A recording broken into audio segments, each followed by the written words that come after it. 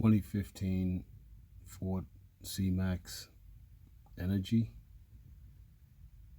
In the process of changing the front sway bar links, and as you can see on the bottom,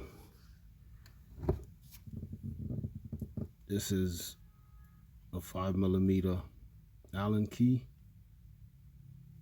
which is pushed inside the bolt, which is on the other side of this.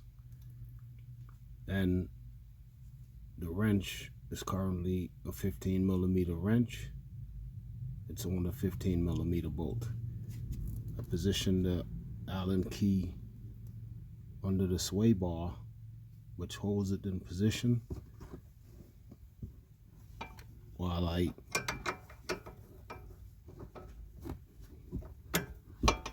turn the nut.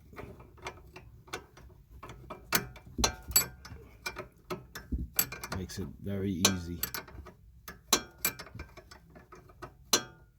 because you don't have to hold the Allen key and the wrench at the same time.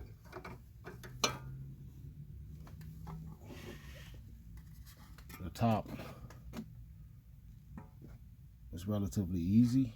The only difference is it sits in pretty deep, so you would have to use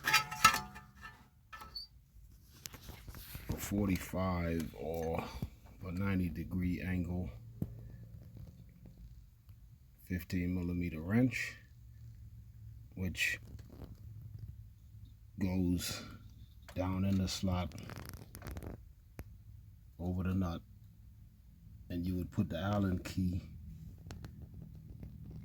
right in that hole on the nut,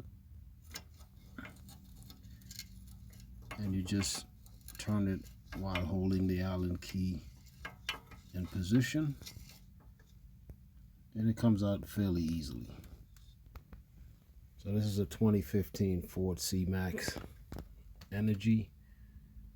I assume the hybrids will be the same. It's a relatively easy process.